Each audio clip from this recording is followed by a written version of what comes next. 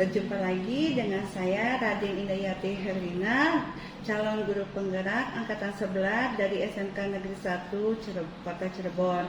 Kali ini saya tidak sendiri, saya ditemani oleh Ibu Kristina Setianingsih, guru Mapel Sejarah Indonesia dari SMK Negeri 1 Cirebon.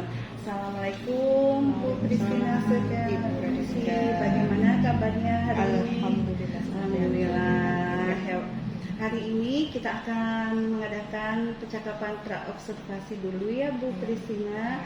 Saya akan mengamati proses pembelajaran Bu Kristina di dalam kelas sebelum saya melakukan supervisi di dalam kelas ya Bu Kristina ya. Adapun tujuan saya melakukan supervisi ini yaitu untuk mengetahui dan mengevaluasi jalannya pembelajaran yang Ibu lakukan. Dan kenapa hari ini kita melakukan observasi hari ini, yaitu untuk persiapan awal untuk kegiatan Ibu Kristina di proses pembelajaran agar Bu Kristina itu lebih percaya diri dan memberikan hal yang terbaik untuk siswanya. Nanti ada beberapa pertanyaan yang akan saya sampaikan kepada Bu Kristina Setianingsih yang berkaitan dengan tujuan pembelajaran dari Bu Kristina. Apa itu kira-kira tujuannya ya, Bu Kristina? Untuk materi yang akan saya tampilkan nanti dalam pembelajaran adalah berkaitan dengan kebijakan-kebijakan pemerintahan Hindia Belanda ya terhadap Indonesia. Nah, tujuan pembelajarannya jelas kita tahu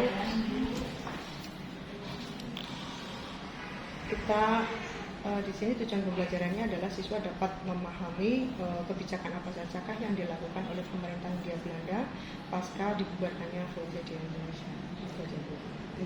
Itu aja Bu tujuannya. Ibu ada lagi nggak tujuannya? Untuk keterampilan di sini nanti kan berkaitan dengan proyek ya. Jadi saya ingin anak-anak itu mampu membuat sesuatu karya yang berkaitan dengan sejarah, yaitu bentuknya komik sejarah bercerita ya. Ini intinya tujuannya adalah memiliki keterampilan untuk bercerita tapi dengan menggunakan gambar. Kira-kira apa yang mau dikembangkan oleh Ibu Kristina Setianingsih ketika nanti sedang proses pembelajaran? Yang dikembangkan oleh yang target saya adalah untuk membangun kreativitas anak dalam belajar sejarah supaya anak itu mudah memahami dalam pembelajaran sejarah, karena selama ini kan pembelajaran sejarah hanya teori dan teori. Kemungkinan anak-anak itu kan bisa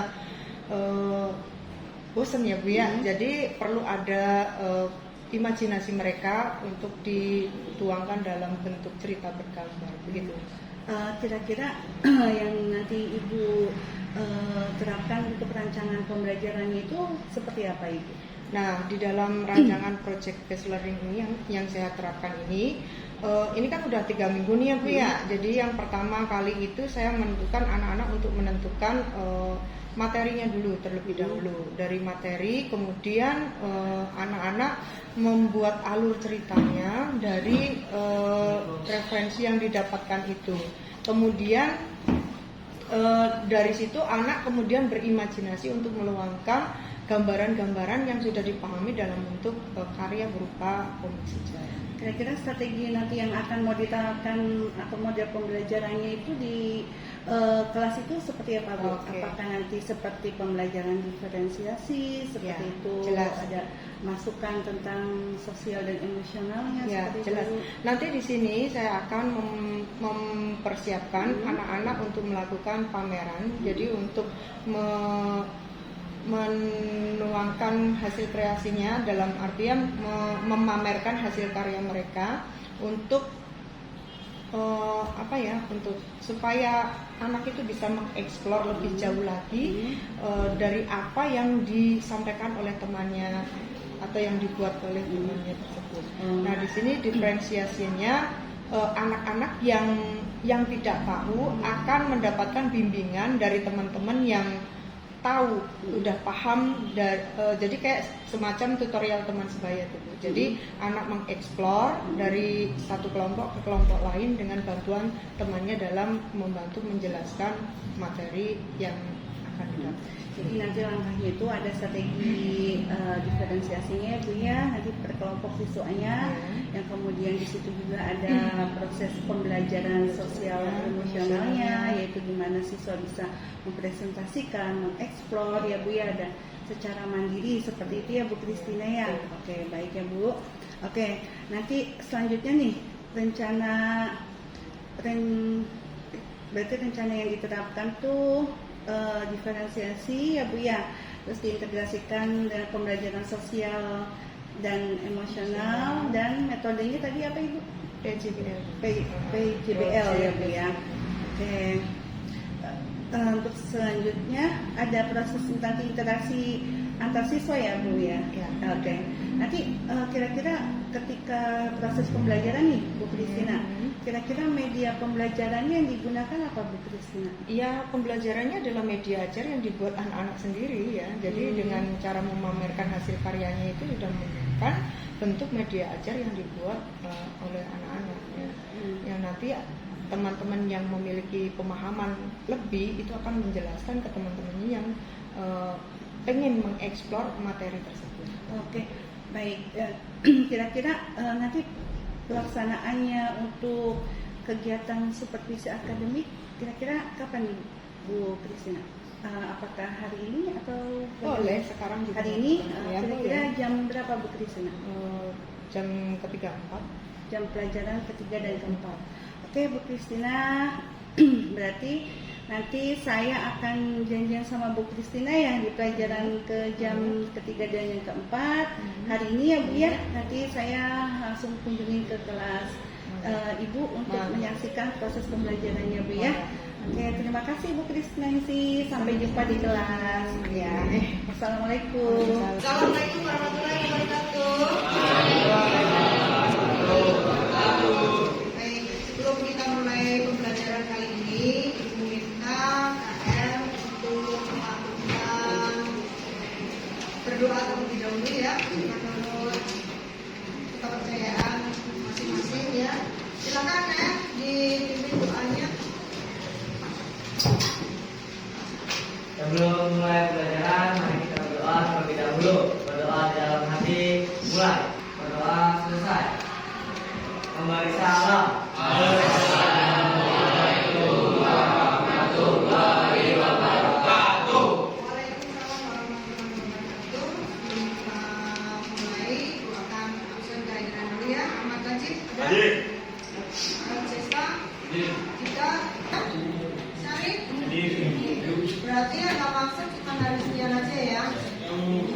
Tidaknya nanti kalau sudah 2 hari, 3 hari, baik anak-anak, kemarin kita sudah membuat proyek ya, proyeknya berupa komik ya, yang mana nanti anak-anak kelompoknya sudah terbagi-bagi dan duduk di posisi masing-masing seperti ini. Ibu minta nanti anak-anak yang sudah mengeksplor.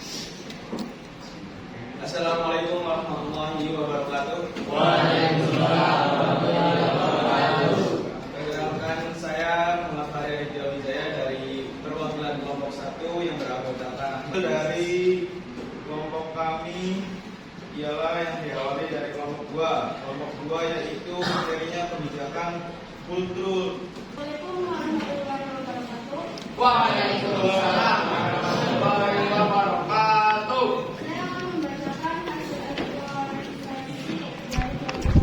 Tadi masing-masing kelompok sudah membacakan hasil eksplornya dari masing-masing kelompok yang sudah membuat materinya.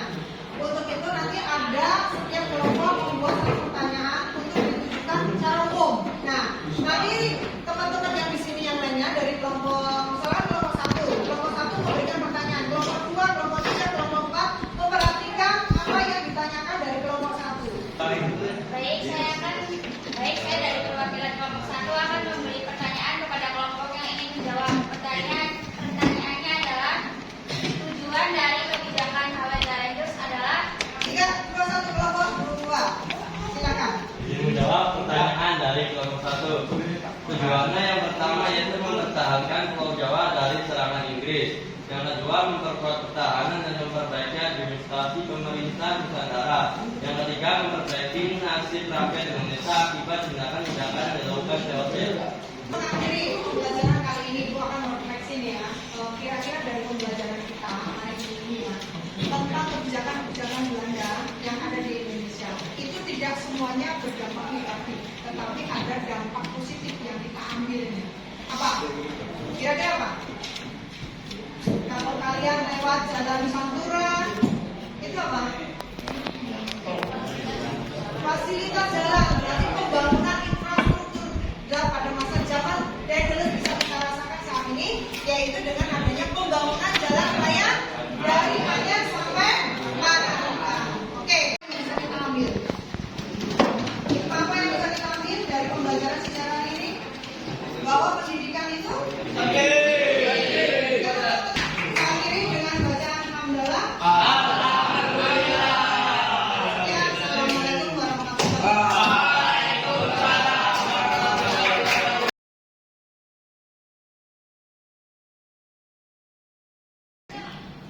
Assalamualaikum warahmatullahi wabarakatuh. Berjumpa kembali dengan saya Radinda Yati Helina. Kita akan coba untuk melakukan pasca observasi setelah melakukan supervisi akademik ya Bu ya.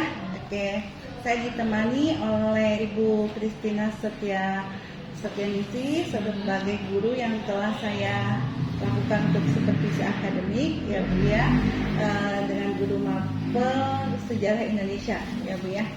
Oke Ibu, kita akan berbincang-bincang setelah pasca observasi ya Bu ya.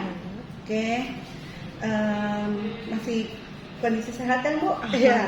Oke, di percakapan pasca observasi ini saya akan memberikan pertanyaan kepada Bu Kristina Setianingsih ya, dengan tujuan untuk mengevaluasi sejauh mana proses pembelajaran yang telah Ibu lakukan ya Bu ya. Untuk yang pertama saya kasih pertanyaan, yaitu bagaimana nih Bu proses berjalannya tadi proses pembelajaran yang tadi Ibu, bagaimana Proses pembelajaran yang saya lakukan tadi sesuai dengan target dari langkah-langkah pembelajaran yang ada di rencana pembelajaran yang sudah saya bikin ya Bu ya. Di modul juga udah seperti itu langkah-langkahnya. Jadi Ibu ini bisa melihat sendiri bagaimana ketika saya melakukan apersepsi, ketika saya melakukan kegiatan inti, kemudian refleksi, menutup dengan refleksi. Kegiatan itu berarti sudah saya anggap sudah sesuai dengan target saya sebagai guru yang mengajar saat ini. Iya, tadi juga saya melihat ya Bu ya, kayaknya langkah-langkah yang Ibu terapkan tadi di sana itu sudah berjalan dengan baik ya Bu ya. Alhamdulillah. Sudah banyak interaksi antara guru dengan siswa Ibu ya. Nah, boleh disebutkan lagi Bu, apa sih yang membuat untuk mengembangkan langkah-langkah Ibu itu dalam proses pembelajaran, pengembangan langkah-langkahnya itu apa? Boleh diceritakan kembali. Langkah pertama dari awal ya, dari sesi awal itu dari awal ya Bu ya, Ya, langkah dari proses pembelajaran yang dari 3 minggu itu ya. Oke. Pertama itu saya menjelaskan mengenai pasca pembubaran VOC, kemudian pemerintah Hindia Belanda itu melakukan perubahan kekuasaannya di Indonesia. Nah, dengan membuat kebijakan-kebijakan tersebut. Nah, setelah itu saya membagi menjadi beberapa kelompok ya, ada 4 kelompok. Untuk kelompok pertama itu membahas tentang kebijakan Herman Willem Daedalus, kemudian yang kedua adalah kultur sel, kemudian politik liberal, dan juga politik etis untuk kelompok 4-nya. Dan masing-masing kelompok itu langkah pertama sekali adalah mengeksplor, melakukan pendalaman materi dengan melalui buku, mencari lewat browsing internet mengenai materi yang akan dibahas. Nah, setelah itu mereka membuat alur cerita. Nah, minggu kedua anak-anak sudah mulai action, membuat sketsa-sketsa, gambaran-gambaran. Kemudian minggu ketiganya finishing, dan baru minggu keempat ini kita sudah mulai melakukan presentasi. Jadi area pengembangan ibu tuh berarti pengetahuan sama keterampilannya Bu ya? Ya, pengetahuannya. jadi saya selalu memadukan di mana dalam pembelajaran sejarah itu tidak hanya pemahaman, tetapi juga ditambah adanya keterampilan-keterampilan seperti tadi ya, skill membuat komik itu bukan lebih menarik lagi. Kemungkinan anak-anak bisa belajar dengan cara membaca dan melihat gambar, itu akan mungkin lebih tertarik gitu daripada membuat teori aja. Pengetahuannya dari anak-anak mencari informasi ya Bu ya, itu secara mandiri ya Bu ya. Betul. Oke.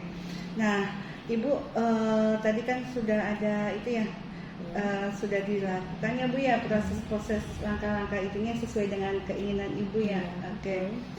Nah, menurut Bu Kristina nih, ada lagi nggak hal yang harus dikembangkan dari proses area pembelajaran tersebut? Ya, kalau menurut saya sih ya, kalau bisa sih dalam sejarah itu tidak hanya melulu belajar sejarah, kalau bisa berkolaborasi dengan mapel lain gitu, supaya itu anak-anak bisa melakukan, tidak hanya bercerita dengan gambar, kemungkinan bisa menulis gitu, mungkin bisa kerjasama dengan guru bahasa Indonesia atau apa. Berarti hal yang tadi proses tadi itu sudah ini ya Bu, memenuhi kriteria yang Ibu harapkan ya, betul. gitu ya. Tidak hanya sekedar pemahaman, jadi keterampilan juga didapat. Baik, oke.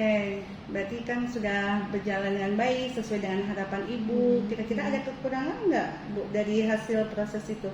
Kira-kira atau kendala-kendala yang Ibu hadapi ketika proses pembelajaran tersebut? Kendalanya sih tidak semua anak itu memiliki pemikiran yang sama, memiliki keterampilan pemahaman yang sama. Jadi itu yang menjadi kendalanya. Makanya dengan cara seperti ini, anak-anak yang memiliki kemampuan pemahaman yang kurang itu akan dibantu dengan teman-teman yang memiliki kemampuan yang lebih dalam materi ini, sehingga bisa dikatakan secara tidak langsung ini adalah bentuk tutorial teman sebaya. Jadi merupakan sesuai dengan tujuan pendidikan berdiferensiasi. Jadi paling ini ya Bu, jadi kendalanya tuh paling pemahaman siswa ya, yang tidak bisa tidak semua disamaratakan ya, betul, itu ya. Ada lagi kira-kira itu ini ya, membangun imajinasi anak untuk membuat sesuatu itu sulit ternyata. Jadi memang harus dipancing, harus didampingi, tidak serta-merta kita menunjuk ini begini tapi tidak didampingi, itu salah. Jadi harus ada pendampingan, harus ada bimbingan juga dari gurunya langsung, tutorial langsung dari gurunya, supaya anak itu bisa arah imajinasinya ke arah. Oke, Ibu, kira-kira kenapa sih Bu hal kayak gitu tuh bisa terjadi untuk anak-anak? Karena misalkan kenapa sih kok beda pikiran gitu? Kira-kira apa yang bisa itunya? Banyak faktor sih ya. Mungkin dari dalam diri siswa itu sendiri, minim literasi. Yang kedua, susahnya anak-anak dalam pemahaman dikarenakan malas untuk membaca yang berkaitan dengan literasi. Kalau faktor dari luarnya mungkin kesulitan dalam berkomunikasi, menyampaikan pendapat atau sejenisnya seperti itu yang bisa menghambat anak itu memiliki pemahaman yang berbeda-beda. Bu, karena banyaknya jumlah siswa atau bisa jadi karena tidak jadi semua ya Bu ya. Semua. Jadi makanya salah satu cara yaitu tadi belajar dengan teman yang paham, membantu teman-teman yang kurang. Nah, selanjutnya Ibu,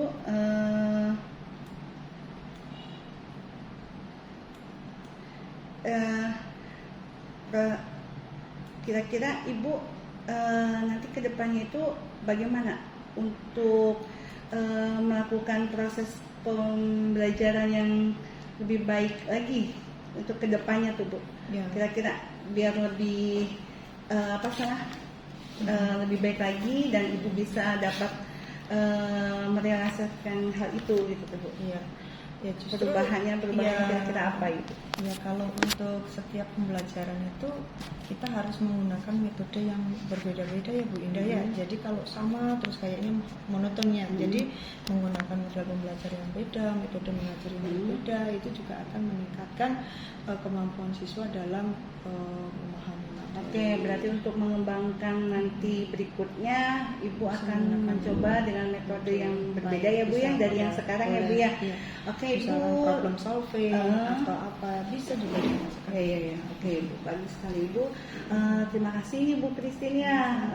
Nanti mungkin lain waktu saya akan mau melihat nih Boleh, dengan apakah senang ada hati. perubahan-perubahan dengan Iya. cara metode Bu Christine yang nanti akan dikembangkan lagi Iya. ya dengan cara metode yang berbeda dengan sekarang yang diterapkan ya Bu ya. Mungkin nanti lain waktu kita bisa berbincang-bincang lagi ya, saya bisa melihat lagi proses pembelajaran Bu Christina ya Bu ya. Oke, terima Silakan kasih Bu dengan senang Christine. hati. Wassalamualaikum warahmatullahi Waalaikumsalam warahmatullahi wabarakatuh. wabarakatuh. Sehat dan bahagia selalu.